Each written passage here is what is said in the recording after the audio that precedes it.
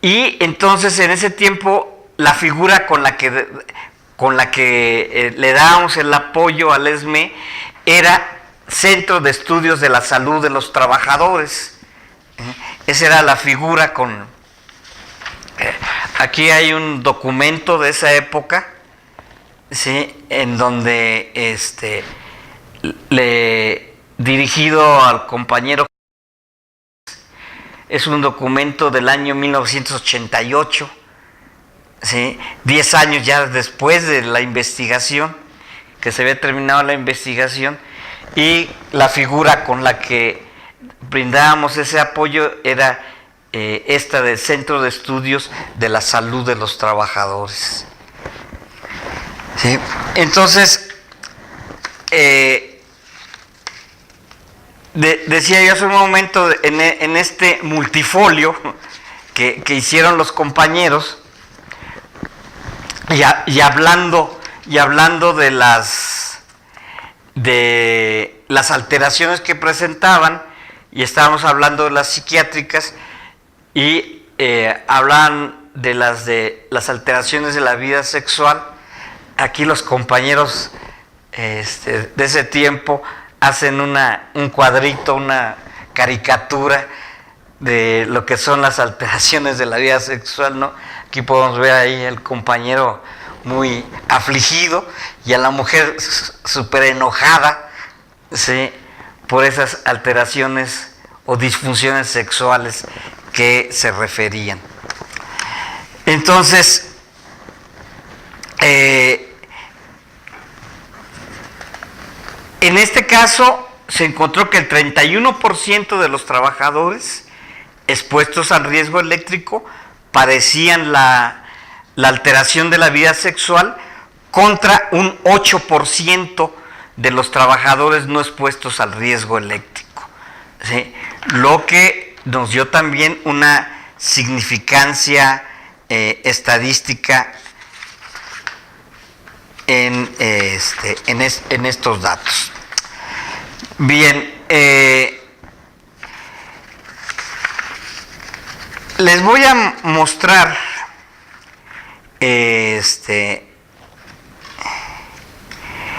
un gráfico de cómo se comportaba la frecuencia cardíaca de los trabajadores en el reposo, durante el trabajo y luego en la recuperación.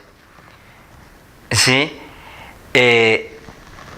Los trabajadores, esta línea es la continua, es la frecuencia cardíaca del trabajador con línea energizada. Ajá. Y el punto y raya son trabajadores laborando con línea no energizada, es decir, también en línea aérea, pero sabiendo que la línea no estaba energizada. Y vean la diferencia en la frecuencia cardíaca, ¿sí?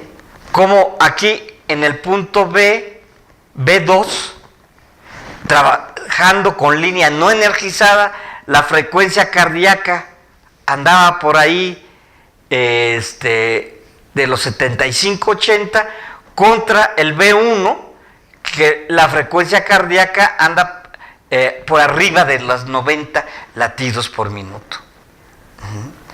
Entonces, esta es, y que obviamente también encontramos que la diferencia entre B1 y B2 era una diferencia no debida al azar, sino una diferencia estadísticamente significativa, de acuerdo a las hipótesis que se manejaron. Otro dato importante que hace un rato les mencionaba, es que también hicimos mediciones en los trabajadores de la supervisión, ¿sí? Y aquí tenemos las alteraciones de los supervisores. Entonces, si se fijan, el supervisor también, ¿sí?, se le alteraba su frecuencia cardíaca, ¿sí?, aún estando en el piso.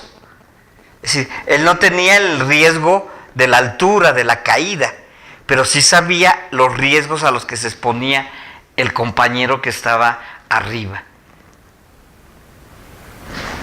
Bien. También aquí tenemos un gráfico de la presión arterial. Vean las diferencias de la presión arterial. ¿Sí? La línea continua es trabajador ejecutando trabajos con línea energizada. ¿Sí? Y la línea discontinua con línea no energizada. ¿Sí? Podemos ver cómo la presión arterial tiene una ligera, aquí en el trabajo, igualmente tenemos reposo, trabajo y recuperación. En el trabajo sí hay una ligera alteración de la tensión arterial cuando están con línea no energizada, pero es muy leve, ¿sí? Pero trabajando con línea energizada, en este caso la presión arterial sistólica, que es la cifra alta, llegaba a los 150, ¿sí? Cuando con línea no energizada estaba por debajo de los 120 milímetros de mercurio la presión arterial.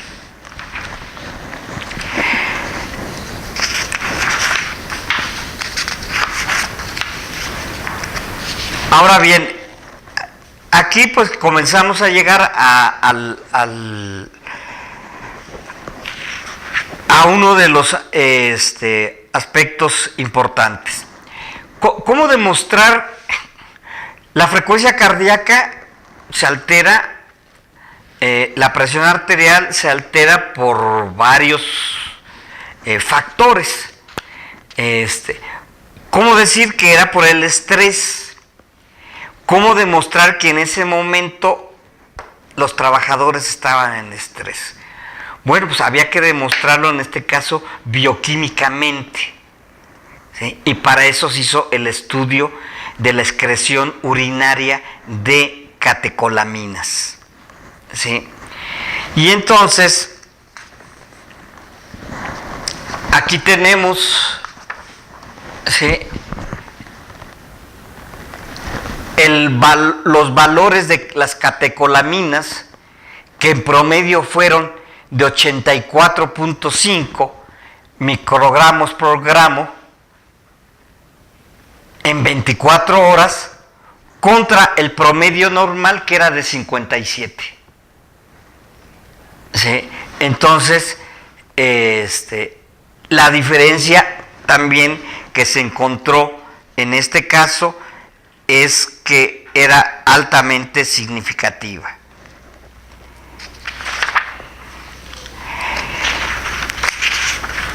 Bien, entonces ya vimos que se alteraba la frecuencia cardíaca, la presión arterial, se alteraban las catecolaminas. ¿Qué ocurre con los trabajadores que están sujetos a estas condiciones durante varios años de su vida laboral? Bueno, el diseño de la investigación fue estudiar la sobrevida de los trabajadores jubilados. Para esto, el sindicato,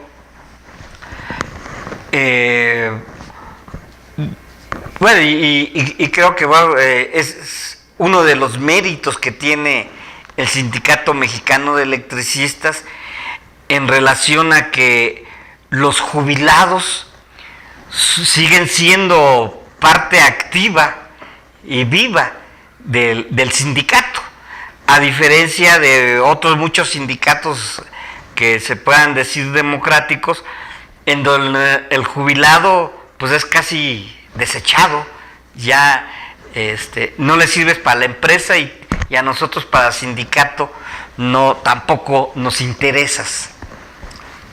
Entonces, el ESME pues tiene su prosecretaría, no sé si siga así con esa denominación, prosecretaría de jubilados. Y esta prosecretaría pues lleva registro pues de el momento en que se dio la jubilación, el momento también si hubo defunción, ¿sí? Y entonces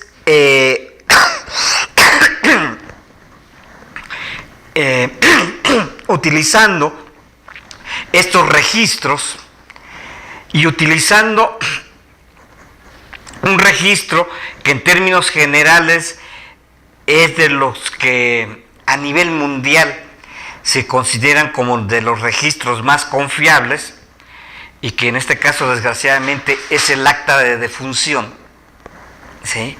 Porque bueno, ahí se anotan las causas de muerte, ¿sí? Se hizo un estudio de sobrevida de los trabajadores jubilados. Igualmente la sobrevida del trabajador jubilado, tanto del grupo expuesto a riesgo eléctrico como del grupo no expuesto a riesgo eléctrico. Y se vio la sobrevida de los jubilados a 10 años de haberse jubilado, ¿sí? Entonces, se tomaron el total de jubilados de cada departamento entre 1957 y 1967. Es decir, 10 años de la jubilación. Se puede decir que se hizo un estudio retrospectivo, ¿sí?, durante 10 años de la jubilación. Y aquí tenemos los resultados de este estudio. A los 10 años de haberse jubilado, el 38.4% de los expuestos a riesgo eléctrico habían fallecido, contra el 12.7% de los no expuestos a riesgo eléctrico. Y esto, desde mi punto de vista, fue la médula de nuestra argumentación en ese momento.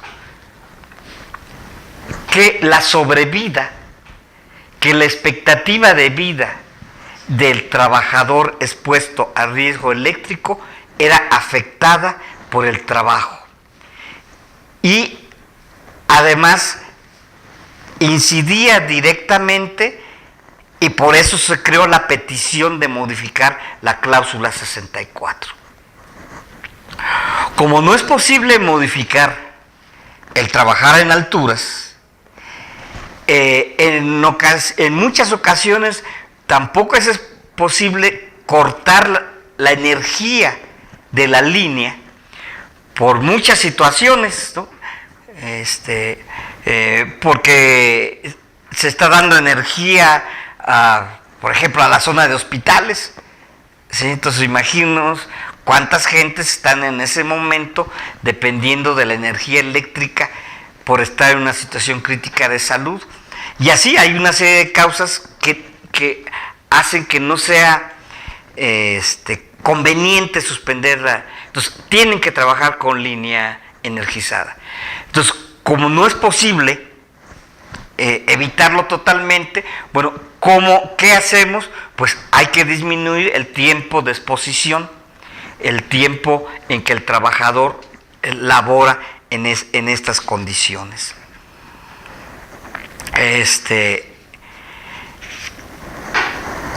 Y ese fue el argumento central que se junto o los otros argumentos que dijimos, la gastritis, la diabetes, la hipertensión arterial, las modificaciones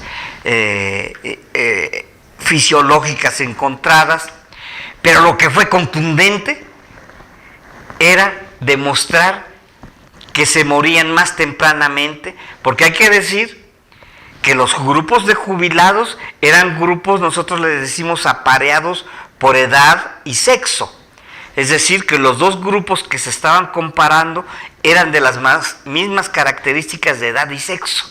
No se podía decir que eran más viejitos o viejitas de uno o del otro grupo. Eran pareados igual. Entonces, se demostró que el trabajador que trabajaba con riesgo eléctrico moría antes que los trabajadores que no tenían ese riesgo. Y pues esto fue lo central, fue lo que hizo que ya, aunque parcialmente, pero fue una victoria del sindicato, la modificación a la cláusula 64 se diera posible. Aquí, en este libro de la lucha de los trabajadores por su salud, del doctor Jorge Fernández Osorio, ¿sí?, hace una pequeña remembranza, ¿sí?, de este estudio, la redacción de la cláusula 64, ¿sí?, y cómo se hizo esta modificación, que finalmente en el año de 1988 la empresa aceptó modificar parcialmente. La versión que mostré anteriormente era, digamos, la versión académica, y esta es la versión para todos los trabajadores, porque muchas cosas, pues obviamente se usa terminología que a veces no se entiende, y el compañero Orozco hizo esta versión en muñequitos de lo que es el riesgo eléctrico. Ejemplifica aquí como un monstruo que se va a comer al trabajador que está ahí temblando, sujeto al estrés. Ajá. Aquí los médicos del Seguro Social con los ojos cuadrados, ¿no? Cuando teóricamente es el doctor Fernández Osorio exponiendo los resultados de la investigación, ¿no? Y los médicos del Seguro Social sin saber qué decir, ¿sí? Las alteraciones de los trabajadores, insomnio, jaquecas, flamazos, ¿sí?, neurosis. Ajá. Aquí están los médicos que participaron, ¿sí? Que está aquí es el doctor Fernández Osorio, el más cabezón, porque era yucateco. Ajá. Entonces, el compañero Orozco no dejó de captar esa situación. Ajá. Y cómo se comparan los dos grupos, el grupo expuesto y el grupo no expuesto. Ajá. Las alteraciones que se encontraron en un grupo, en el otro. Uh-huh. La cara del liniero. Dice, o sea que esta empresa genera riqueza para quienes trabajamos como locos. Ajá. Aquí están las alteraciones psiquiátricas, ¿sí? Aquí de cómo nos subíamos con los trabajadores a hacer el estudio, ¿sí?, con líneas energizadas, no energizadas. Este también fue un elemento muy importante, el demostrar que no era solamente el trabajo en altura, porque decían, no, pues que trabajar en altura produce estrés. No, hicimos el estudio trabajando en altura, pero con línea energizada y línea no energizada. Las diferencias en las catecolaminas, aquí los trabajadores con sus garrafoncitos donde guardaban su orina. Ya se imaginarán el choteo, ¿no? Y en fin, aquí están los resultados de la sobrevida. Es el grupo A, ¿sí?, de los expuestos, y el grupo B gozando todavía en la playa, ¿sí?, y que desgraciadamente pues es una realidad, ¿no? En todo esto, les comentaba yo, hubo obviamente oposición total por parte de la empresa. Se decía que los argumentos no eran científicos, no eran sólidos. Se decía que ninguna institución internacional como la Organización Mundial de la Salud o la OIT reconocía el riesgo eléctrico.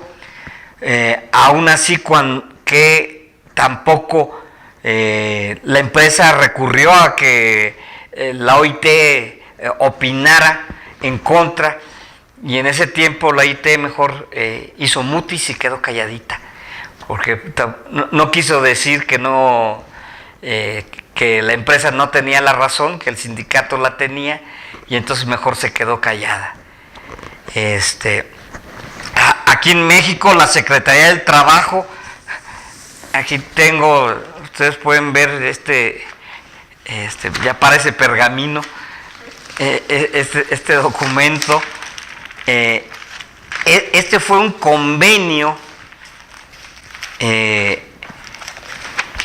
sindicato y la empresa hicieron un convenio para pedirle a la Secretaría del Trabajo, ahora sí que una especie de arbitraje, y que dijera quién tenía la razón en cuanto a la petición. Y la Secretaría del Trabajo hizo todo un proyecto, dijo, pues es que yo no puedo opinar así nada más porque sí, nada más leyendo el estudio, yo tengo que hacer mi propia investigación. Y en aquel tiempo hizo un presupuesto de 8,600,000 pesos para hacer su investigación y definir si el sindicato o la empresa tenían razón. Evidentemente, pues era para nosotros nada más una medida dilatoria para no aceptar lo contundente del estudio que habíamos hecho. Y la empresa se había comprometido a pagar el costo del estudio, y jamás aportó un quinto. Y entonces la Secretaría del Trabajo jamás hizo algo de este estudio, que lo que sí pueden ustedes ver aquí, consumió bastante papel, ¿sí? Consumió bastante papel, pero nunca se hizo nada. Estaba yo buscando aquí aquí está entre estas copias el convenio que se hizo entre el ESME y la empresa para someterse a este arbitraje, pero como les repito, finalmente la Secretaría del Trabajo no hizo nada, y el ESME triunfó en su petición de reducir el tiempo de jubilación de los trabajadores expuestos a riesgo eléctrico.